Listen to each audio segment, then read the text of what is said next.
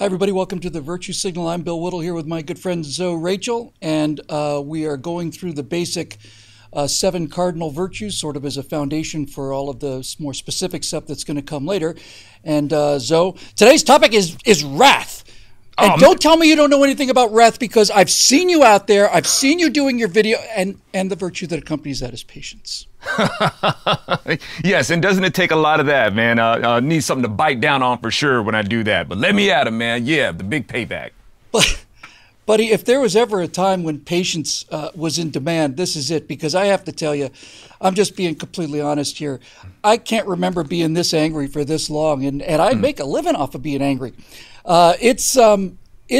It's practically unbearable out there. For me, the thing that is the most just infuriating, the thing that generates the most wrath in me, which is a deadly sin, is just the sheer blatantness of how hypocritical things are. You know, on The Mandalorian, the guy who's the head guy can basically call every Trump supporter a Nazi, and then when this woman says, "Be careful, we don't dehumanize conservatives the way that the Nazis dehumanize Jews," she's just fired. All of the mostly peaceful riots during the whole summer, that's fine. Otherwise, there's an insurrection that threatens the democracy. The hypocrisy is what drives me out of my skull. Sure. Now, the Lord talks about things like this. A lot of people are familiar with the judge not, lest ye be judged, but they don't read the full context of that. The full context is don't judge hypocritically. Make sure that you yank that plank out of your own eye before trying to dig out the splinter in somebody else's eye.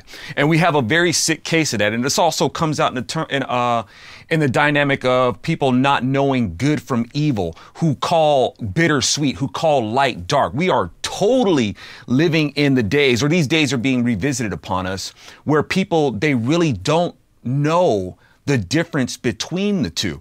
Like I said, they'll look at these things, they'll see them as total opposites, good from bad, light from dark, good, regardless, man from trans, you don't know. It's like people, they're all over the place with these things and don't have a focal point where to go to them. And like in things like Star Wars, you can see that total hypocrisy come out where a person isn't even making anywhere near an anti-Semitic remark. No. But that's what they're seen as. It's bizarre. Well, it's being used as a means to fire her because she's a conservative. She's a popular favorite. For those of you not up on it, there's an actress who was very popular in the Star Wars show Mandalorian, run by Disney, and she has just basically fought against the woke mob. Not done anything particularly offensive, and she put out a tweet saying, "Hey, let's not dehumanize conservatives the way that the Nazis dehumanized the Jews," and Disney fired her for promoting Nazi viewpoints. What is it today, Zoe, before we get to the antidote to all this? You personally, what makes you the most angry out there? Because to me, it's just a sea of wrath, and I do my best to get it under control. It's people just being straight up allergic to truth, Bill. We need a vaccine for that. And you know what? If they're allergic to the truth, they should have to continue to wear those masks, the round ball masks that go around the back of your head so you can't say anything. Yeah. If that makes them feel better, it's like knock yourselves out. Go ahead and do that. And I totally get it, man. Even Jesus himself, that what's that abbreviation SMH, shaking my head. Jesus is the original shaking my head guy. He even says, man, I really wish that I could set the world on fire right now. Right? Yeah, he says, he's like, how long do I have to suffer with you people? This is the truth, right? You guys say that you want the truth, and here it is. And now you guys are acting like a kid that wanted to sit in Santa Claus's lap. When you sit in his lap, you start peeing on him and crying. So it's like, what is it that you guys really want? And it's like, look, man, I know this about you. I've always known this about you. But what I'm trying to demonstrate to you is that there is no excuse for you guys to not see it, despite how smart you think you are. So I totally get it, man. If the question is what makes me so angry, it's when people can look right in the face of truth. It's like, man, you wouldn't know the truth if it died for you. Yeah, I've often wondered about that story biblically. The Israelites are out in the desert for 40 years. They have a pillar of smoke by daytime, a pillar of fire by night. Food falls from the sky. And the first thing they want to do when the boss is out of town is build themselves a golden calf to worship. It's actually, I think that for some reason that story goes to the heart of human nature more than anything. Here's all the evidence you could possibly need, at least in terms of the story. Here's the evidence, and people don't want the truth in many cases. They want the comfort of a brazen image, a golden calf, right? Something that's not so demanding on them, right? I mean, that really is it. I think the thing that makes me most angry, when you get right down to it and you peel away the hypocrisy, is that so many people are intentionally looking away from the truth and doing the right things. It's easier. It's easier to worship the golden calf and then go have a beer than it is to try and live up to, a life that's led in the pursuit of truth and justice and integrity. Sure. And Bill, you touched on this wrath, especially concerning the wrath of God and the evidence that they had. And people wonder why God is so vengeful, so to speak, why he's so full of wrath. It's just like you said, you have it's like, this is like the paramount of evidence that you can have. And that's why Jesus says, what a wicked generation this is that demands this proof. It's like, you don't want proof. It's not what you really want. That's not going to be the thing that fulfills you. So, when God is like, even as something as simple as, hey, don't eat from that tree. Look, why not? Because look, man, I have shown you my grace up front. You have eternal life. You've got the best healthcare plan there is. You're gainfully employed. You know what I'm saying? It's like you will never. And it's free. It's genuinely free. Right? I've given you my grace up front. I've got one policy for you. Don't eat from that tree. Oh, I see you're going to eat from the tree anyway. Now, is God not justified in saying, look, man, you do not have enough behind for me to kick for what you did. My foot is going to spread out on the behinds of all generations that follow you for what you have done because of what I have given you. I have given you that full on proof. And you rejected the truth and listened to somebody else. So now when God does these things, now people just see God as a murderer or just some tyrannical spaghetti monster in the sky. But it's like, look, how would you feel if you told somebody, look, this is the truth, and they went and did something else that became a full-on liability to everybody else? You'd be a little upset too. I don't want to get too far off onto this, but I think it's a really interesting point you just raised. And I'd be curious to know if it's the same as for you, because listening to you, I realized that probably the thing that motivates me the most, I'm certainly not trying to make myself into a prophet by any means, but what does motivate me is I can see what's going to happen if we keep doing these things. I've read enough history. I've studied enough philosophy, morality. I know enough about human nature after having studied it for years and years and years, the very best and the very worst. And one of the reasons that I just keep getting up and doing this every day. You could just basically say, well, what's going to happen is going to happen. And to some degree, that's true. But it's hard knowing it's hard to know that the butt kicking is on its way, right? And you feel an obligation to do whatever you can to either avert it, mitigate it, or I suppose afterwards atone for it. But it's hard to know that the outcome of these kind of inversion of virtue that we live in today is going to result in a serious butt kicking. And do you find that's a big part of why you continue to put out the messages that you put out? I do, because we from where I'm coming from, Bill, as a based on the Bible, it's not even so much about, because, man, you don't want to be on the business end of God's wrath. I mean, it's just not where you want to be. But the real deal is the joy, Bill. For somebody to say, you know what, I see the truth. That's the real thing. But Jesus himself even says, like, look, man, hell, you don't want none of that. People like try to make God out to be this God who's, well, if God is really loving you, if he's all merciful, why would he send anybody to hell? That's not how it works. It's not about God rejecting them. It's about them rejecting God. It's just, God's like, look, man, I'm not going to make you be where you don't want to be. I'm not going to do that for you. But nobody can facilitate this club super fantastic afterlife for you that you think you're going to go to. And you don't want none of that. So even where Jesus is concerned, man, it's really just about bringing folks into the party, and more than it is, because he even says, like, don't even celebrate that you defeated demons. Celebrate that your name is written in heaven. So that's where I'm at. Well, one thing I've noticed from having done 6 or 7 of these shows now, especially the ones on the 7 cardinal virtues, I've noticed that it's so much more fun to talk about the vice than it is to talk about the virtue.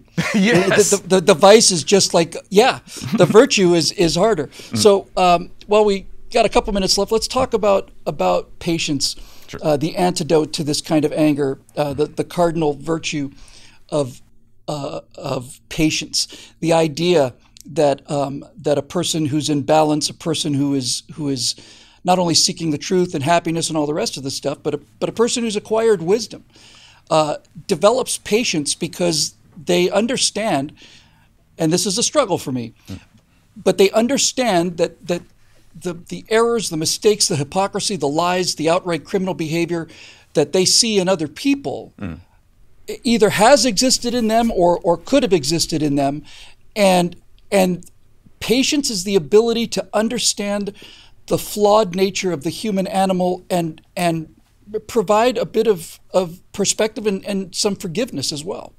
Sure, and just really quick on wrath, definitely we don't want to be hypocrites here. I've had my taste of it. It's like you want to make sure that people know that you have offended them. And you really want to let them know down to the bone. And it's like, I've done it. I've known other people have done it. And at the end of the day, it's like, man, was it really worth it? And all that to say, when it comes to the flip side of wrath being patience, I'm going to step on some toes here, probably ruffle some feathers, but I would disagree that patience is the other side of wrath. Okay. Really what it comes down to, Bill, is forgiveness. I kind of agree. Yeah. Yeah, I kind of agree. This patience was listed as one of the 7 cardinal virtues, and that's sort of a classical reference. That those ideas and those definitions have been around for centuries. But I agree. I think that the antidote to wrath is not so much enduring it and waiting it out. It's the forgiveness. It's the understanding that you're not immune to this, and no one is. That there are no perfect people. That he's without sin cast the first stone kind of thing has got a lot of truth to it, and so the hard part is forgiving the people that make you angry. And I suppose patience has forgiveness enfolded into it. Yes. You can't really be patient if you're not ready to forgive people, because otherwise your head will explode. And I've often thought that was going to happen to me. I sometimes have had to keep duct tape wrapped around my head, honestly, and cool it down in buckets of ice water these last several months. But patience and forgiveness, again, and we see this every time with these 7 deadly sins and these 7 cardinal virtues. They're a form of emotional discipline. They're a means of it's not that you don't feel the emotions, it's that you're the master of them, and that patience and forgiveness are choices. Wrath is almost by the nature of the term wrath, as opposed to maybe anger or outrage. Wrath is this uncontrolled hurricane of sheer emotion and hate, and virtue and patience both are decisions. They're choices. Like every other virtue, it's a choice. You can choose to stop eating too much. You can choose to be grateful for the stuff you have instead of constantly wanting more, and so on and so on and so on. And that choice is not always easy. In fact, it's usually very hard. But the fact that we have the choice is the entire point, isn't it? Sure. And I think a lot of things with forgiveness, I think people struggle with forgiveness because they think that if you forgive, then there's not going to be any justice, and that's absolutely not true. That's a good point. There has to be a reckoning for the wrongs that were done within measure, right?